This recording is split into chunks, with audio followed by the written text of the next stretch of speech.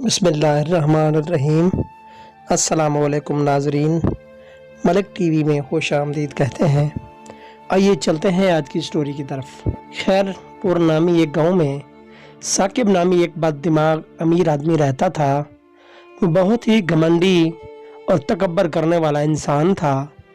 इसको इस बात का घमंड था कि गांव में सबसे ऊंची कोठी इसकी है। वो बहुत सारी ज़मीनों का मालिक होने की वजह से इलाके में बहुत बड़ा ज़मींदार समझा जाता था, लेकिन वो बहुत ही जालिम इंसान था। वो अपने से कम हैसियत रखने वाले लोगों को कीड़ा मकोड़ा समझता था। एक दफ़ा साकिब गांव में घूम फिर रहा था कि इसको शमीम बीबी मिली। शमीम बीबी एक बहुत ही बूढ़ी और गरीब औरत थी। गांव वालों ने मिलकर इसको रहने की जगह दे रखी थी।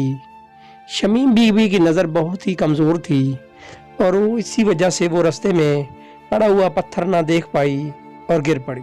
साकिब शमीम बीबी की तरफ मुतवज्जे था, लेकिन इस बूढ़ी और लाचार औरत की मदद करने की बजाय इसने फौरन मुंह मोड़ लिया और अपने रास्ते हो लिया। शमीम बीबी काफ़ी देर तक सड़क पर लावारिस की तरह पड़ी रही और इस काफ़ी बहुत खून बह गया। काफ़ी देर बाद एक गांव वाले ने शमीम बीबी को देखा और शोर मचाने लगा। इसका शोर सुनकर गांव वाले इकट्ठे हो गए और सब ने मिलकर शमीम बीबी को उठाया और हकीम साहब के पास ले जाकर मरहम पट्टी करवाई। गांव वाले पहले ही साकिब से बहुत नफरत करते थे और इस वाक़ये के बाद इनकी नज़र में साकिब के लिए नफरत और ज़्यादा बढ़ गई और इसी वजह से सब गांव वालों ने मिलकर साकिब के इस रवैये की शिकायत गांव के नंबरदार को लगाई।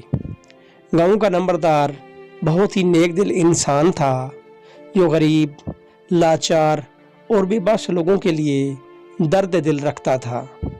इसने फौरन रफ़ीक नंबरदार के मुलाजिम को गांव के मुअज़्ज़िज़ीन को इकट्ठा करने का हुक्म सादर फरमाया और इसी वक्त साकिब को भी पंचायत में हाज़िरी का पैगाम भिजवाया। पंचायत में साकिब से पूछा गया कि तुमने ऐसा क्यों किया? तुम्हारे सामने एक बुजुर्ग औरत गिर गई और तुमने इसकी मदद करने की बजाय अपना रास्ता ले लिया।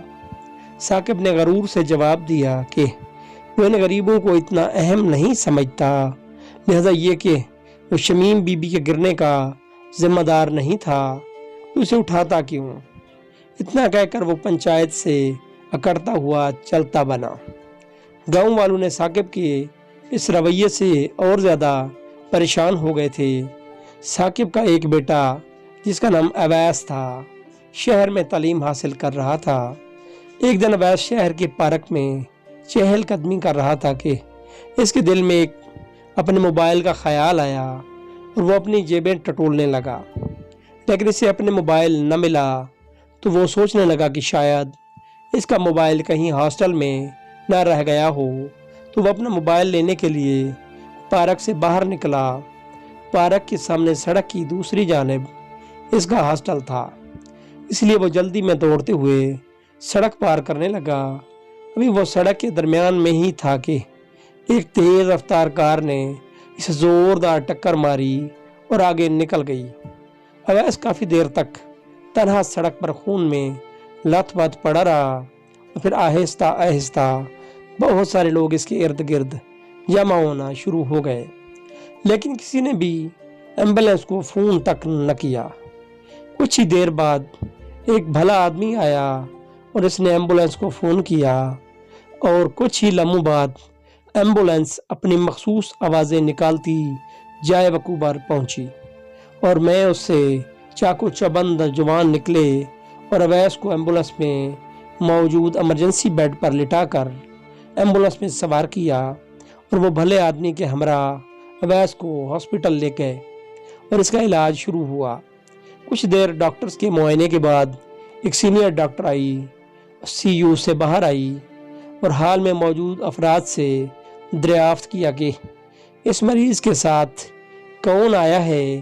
तो इसी लम्हे वो भला आदमी आगे बढ़ा और कहा कि डॉक्टर साहब, इसके साथ मैं आया हूँ। तो डॉक्टर ने इसकी तरफ नरम लहजे से मुतवज्जे होकर कहा, जब तक आप जैसे नेक बंदे इस दुनिया में मौजूद हैं तब तक इंसानियत का फ़ायदा होता रहेगा।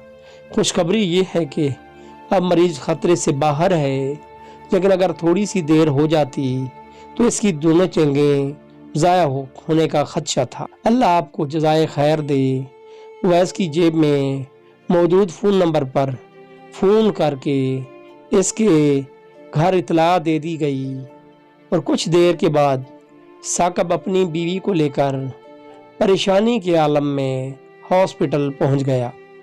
जब इसको ये मालूम हुआ कि इसकी बेटे की जान एक अनजान और नेक इंसान ने बचाई जो कि इसके बेटे को जानता तक नहीं था, तो ये सब देखकर उसे अपना वाकया याद आ गया कि शमीम तो मेरे अपने गांव की थी, तो मैंने इसको गिरने से क्यों नहीं बचाया, उसको उस वक्त पर हकीम साहब के पास क्यों नहीं ले गया। इसको एहसास हो चुका था और वो सब कुछ सीख चुका था। कुछ दिन उवैस अस्पताल में दाखिल रहने के बाद बिल्कुल ठीक हो गया और फिर साकिब, उवैस और बाकी घर वाले जो साथ में हॉस्पिटल ठहरे हुए थे, इन सब को लेकर गांव वापस पहुंचा और साकिब ने इसी वक्त नंबरदार की मौजूदगी में सब गांव वालों से और शमीम से मुआफ़ी मांगी और आइंदा कभी भी ऐसा रवैया ना रखने का वादा किया। साकिब के इस बदलते रवैये को देखकर सब गांव वालों ने उसे मुआफ़ कर दिया और अब खैरपुर में सभी खुशी से ज़िंदगी बसर कर रहे हैं।